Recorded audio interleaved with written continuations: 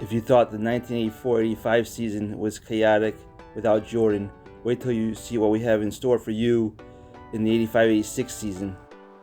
Last year, Olajuwon went to the Clippers and not the Rockets, helping them make the playoffs, while Alvin Robinson went to the Kings instead of the Spurs, helping them reach the semis. That's alright, the Spurs got Michael Cage and they too made the semis. Meanwhile, the Bulls ended up with Jerome Kersey and the Rockets' Tony Campbell, a far cry from Jordan and Olajuwon. In this video, we'll recap the 1985 draft and the 85-86 season. Welcome to another video at Rewritten Rings. If you enjoy this content, please subscribe. It goes a long way. We start with a big change.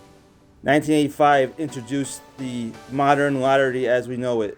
All 7 teams had equal chance at getting number 1 pick. Before that, let's look at who retired. Alvin Hayes retired as a Jazz. A 12-time All-Star, he will be inducted into the Hall of Fame. Let's get right into the lottery. The Sonics get number 7. 6 falls to the Suns. The Bullets get number 5. In this world, the Knicks get number 4, so no Patrick Ewing in New York. The Mavericks get the 3rd pick via the Nuggets. Wouldn't you believe it? The last 2 picks belong to the Rockets and Bulls. We missed out on franchise players last year, and they might get some this year. The Rockets get number 2, while the Bulls get number 1. Patrick Ewing is going to Chicago. Here's the order of the 1985 draft. As you can see, the Mavericks have 4 picks in the first round.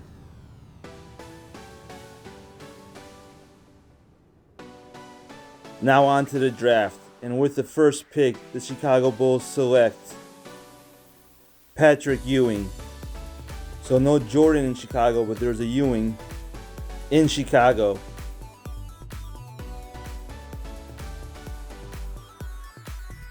At number 2, the Rockets get Karl Malone. So they don't have the Dream, but they have the Mailman. At number 3, the Dallas Mavericks select Wayman Tisdale. Number 4, the New York Knicks select Joe Dumars. A great player, but not a Patrick Ewing. The Bullets get Xavier McDaniel.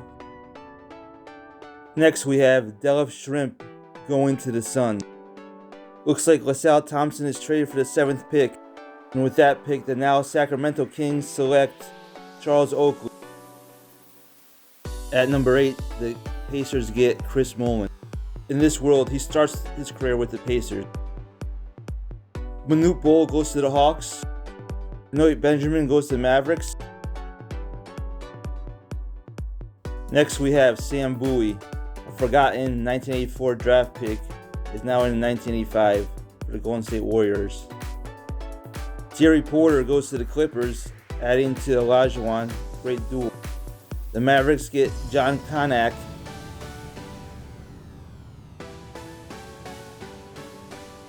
John Battle goes to the Spurs.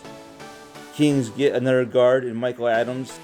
Ed Pinckney goes to the Portland Trailblazers. Looks like Maurice Lucas gets traded for the 17th pick, and with that pick, the Suns select AC Green. Dominique's brother Gerald Wilkins goes to the Sixers. Hot Rod Williams goes to the Mavericks. That's 4 big men in Dallas. Jerry Reynolds goes to the Pistons. Tyrone Corbin to the Jazz. Bill Wennington to the Lakers.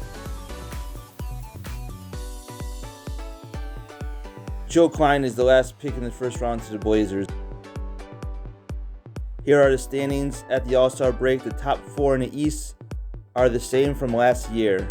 The Celtics are in first with a new backcourt. Kings are in second with Walter Davis as a new shooting guard. Phillies in third despite an injury to Dr. J. Looks like Gerald Wilkins is filling in well. The Bucks have a healthy Sidney Moncrief. They look to advance this year. And at 5 we have the surprise Bulls with their young core of Patrick Ewing and Jerome Kersey.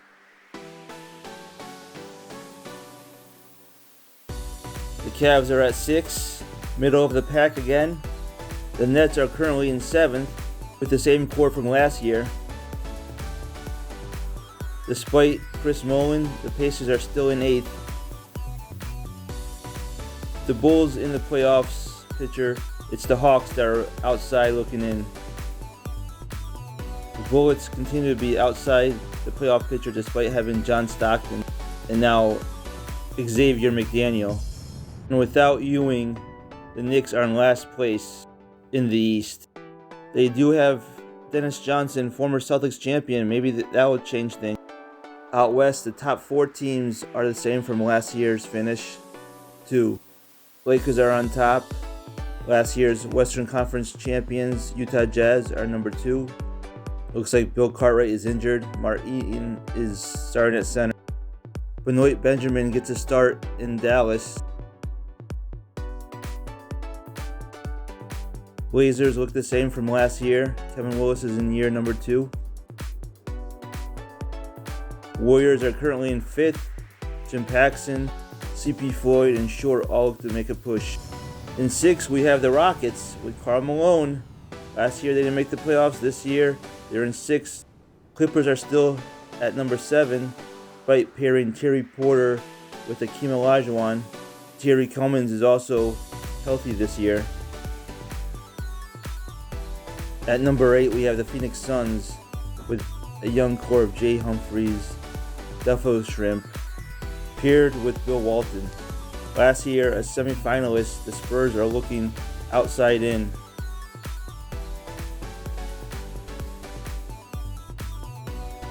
The Nuggets have a healthy Alex English, but are still outside the playoffs.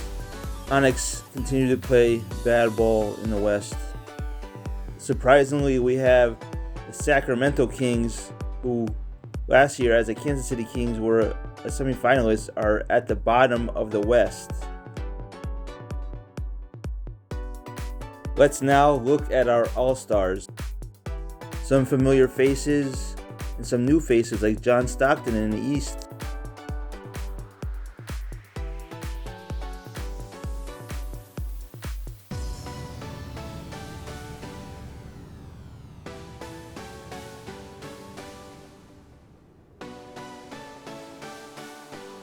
And Charles Barkley. In the West, Alvin Robinson is All-Star. So is Hakeem Olajuwon.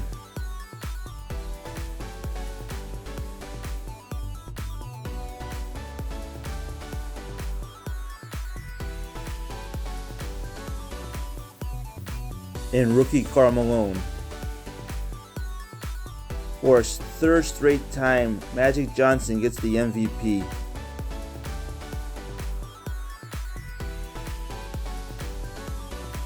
Did he deserve it? He wasn't even top 10 in scoring.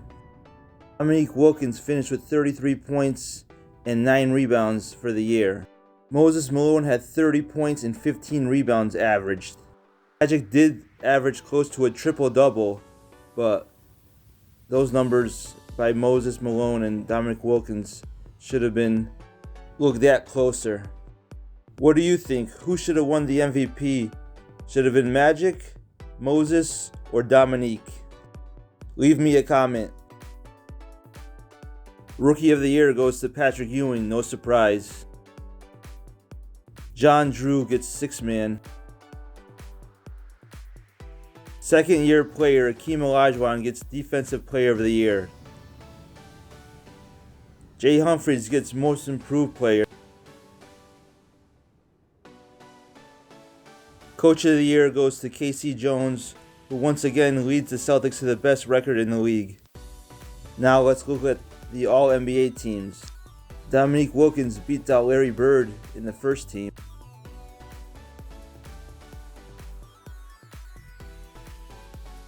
Bird makes it to the second team with 3 draft picks from the 1984 draft. Alvin Robertson, Charles Barkley, and Hakeem Olajuwon. Those 3 also make all-defensive team along with Larry Nance and Sidney Moncrief.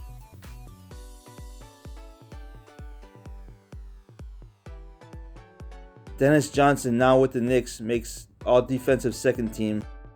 along with rookie Xavier McDaniel. Ewing, Malone, Sam Bowie, Benjamin, and Chris Mullen all make the all-rookie first team. McDaniel, Adams, Tisdale, Terry Porter, and Manute Bol make the second team. Here is our 1986 playoff bracket. The Rockets are the only new team in the West, while the Bulls are the only new team in the East. Patrick Ewing and Karl Malone are already putting their mark on the game. Here are our final standings. Despite a Vinnie Johnson injury, the Celtics still finish in first at 66-16. The Pistons are again the number 2 seed at 61-21.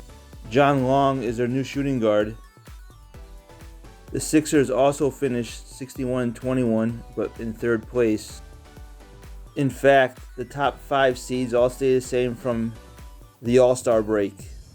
Maurice Lucas looks like a starter for the Bucks now. The young Bulls finish in 5th. The Nets and Pacers both move up, while the Cavs finish in 8th.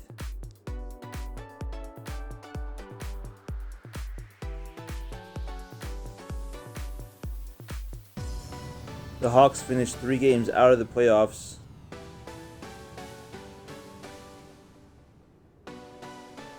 While the Bullets continue to be bad, despite John Stockton.